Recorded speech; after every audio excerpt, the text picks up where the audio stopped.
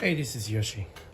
Today I want to repot this guy and that guy. You'll see it later. This is a Chysis. I think it's still a young plant. It has not bloomed for me yet. Got it from Carmela a year ago, or maybe more than a year. I don't remember. Chysis lemminghii. As you can see, there's a new roots coming out, and this, I don't know what's in it really much. I was just orange. leaving it alone. Slightly tints of orange. You know, make it feel comfortable in our place, especially in the greenhouse. Now that I think it's time to, oh, I didn't know that it just, this roots is dead, so let's start from there. Yeah, I wanted to repot this. This one likes a lot of fertilizer, a lot of water in the growing season. Likes to hang. Ooh, it's very... So, I don't know what I'm gonna do yet, but I wanna know what's inside first. Well, first of all, those roots are pretty attached, I guess. It doesn't want to come off.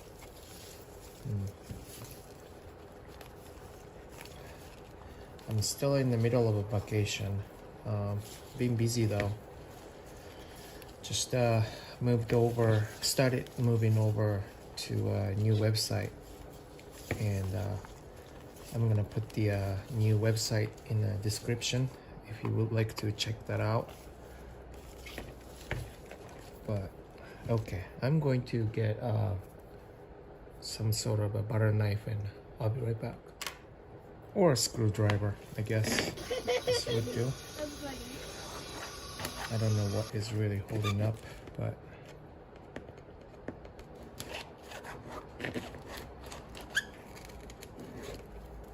let's see.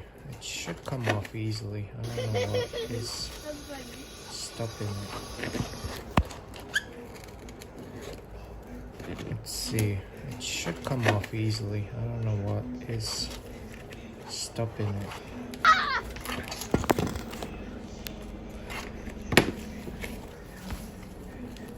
It still doesn't want to come off.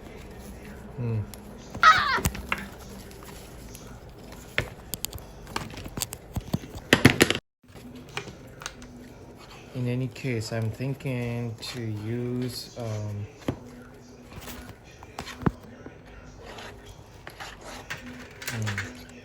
wow, must be a good roots inside. Yes. My anticipation is getting higher since it's not coming off. There you go. So it looks like bark Yes. mix pretty much, and the bark is breaking out. There's some new roots in there. And sphagnum moss. Oh, that's a lot of sphagnum moss in it.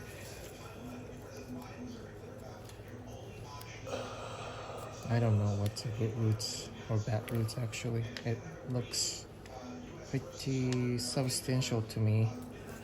So I'm not gonna clean a lot, but I do want to get rid of this sphagnum moss and whatever will come off. Yes.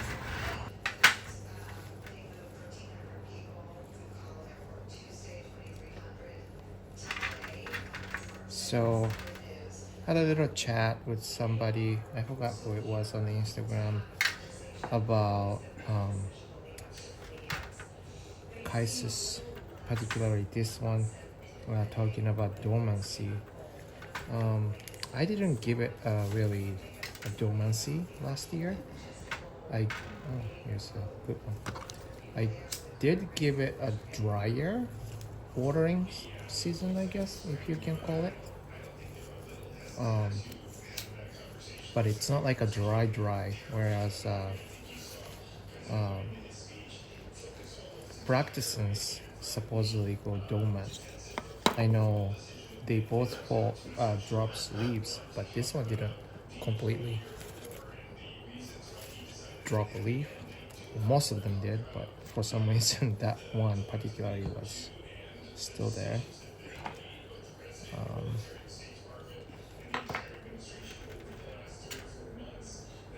Yeah, lots of moss. Moss.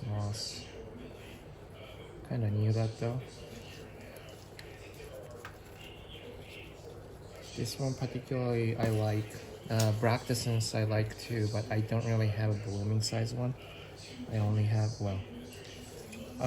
seedlings, which is for sale. I don't really have my personal plant really much, but that one did go dormant, and not having that much experience, I freaked out a little bit. But Okay, folks, this is how I do it, and this is a little brief, I don't know what you want to call it, a tutorial on Chysis species, well, just Chysis in general, and this is concerning repotting.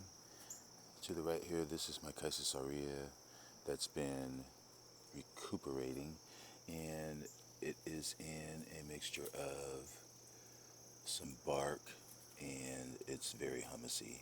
There's sphagnum in there mixed with, there's got to be some peanuts at the bottom for some drainage.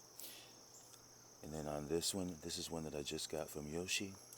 This is lemminghii, which is a very big, nice piece. This I potted up in the same mixture of bark and sphagnum. And it's in this clear pot. Now, Chysis roots are very almost hairy and woolly in the pot. They look kind of flattened at times, but Chysis, in my experience, are greedy drinkers. They never really want to completely dry out. Although they are known to be deciduous and to have a similar culture or growth pattern like a catasetum, although it's not as strict as a catasetum. Trying to find some of those roots. Yeah, there's the roots down there that you can see. Very greedy drinker. They love water. They need water. In the spring, after a little brief rest and cooler, but continuing to get higher light and the same kind of humidity, they begin their new growth from the base of the previously matured growth, and at the same time, if they're going to flower, they will put up another growth at the same time that's side by side. One will flower and the other will produce the newest growth, the newest pseudobulb. This is either, it's got to be a bloom size. They're very club-shaped pseudobulbs. Again, this is recuperating. This is one that I've had for years. Chysis aurea, very beautiful. Lemminghii is another one.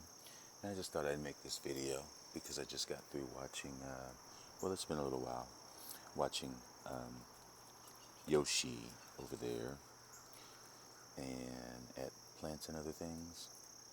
Yeah, Tiny Jungle maybe? No. Jungle by the Lake. Orchids by the Lake. But it's Plants and Other Things. This is where I got this from, and he was repotting his as well. And he had some questions, and so I just wanted to do a little bit of a add-on to his video, just to explain a little bit more about Chysis. So, they are somewhat deciduous, but they can continue to bloom even if they have not lost their leaves. And the blooms are very attractive, very big, fleshy, long-lasting. And it will be a pendant plant because you can see how the bulbs are heavy and will hang down. So be prepared for all of that. Anyway, hopefully this was helpful to some people in explaining the habit and culture of Chysis, which I think is a beautiful, beautiful, easy plant, but it does require a lot of space, and they do best hanging up high in a basket like such, where they get good light and good air movement. So, thanks again for watching. Enjoy your orchids. Bye. There you go. I'll be right back. Alright, so I'm back. I actually, after that, went outside and sprayed it with the jet stream thing. If anything come off. So I got this clay pot.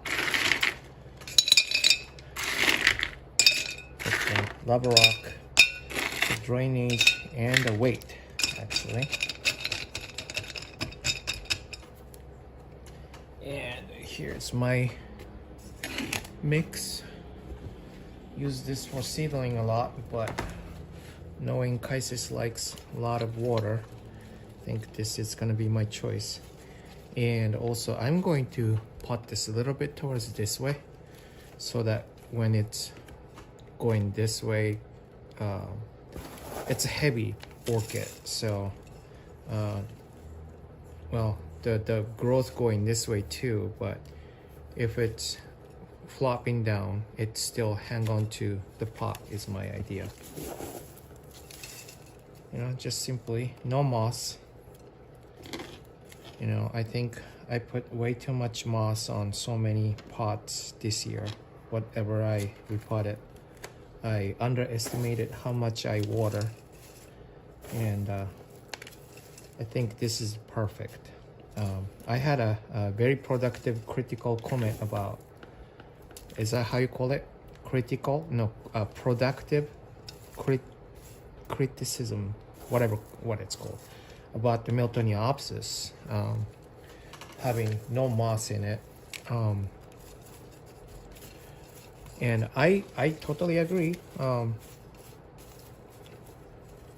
I can put moss in it, but then also, you know, I water almost every day. And when I missed Vandas every day, or almost every day, even in the winter time, the water gets in everywhere, and because the Vandas pretty much hanging everywhere. Thinking that way, I should hold back on moss, because otherwise the ones with the moss will stay wet too long. So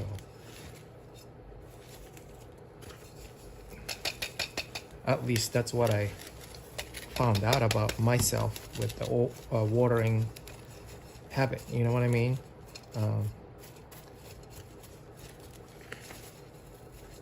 It is a standard procedure to put moss, and a lot of people put moss in Miltoniopsis pots, but I think it doesn't work for me.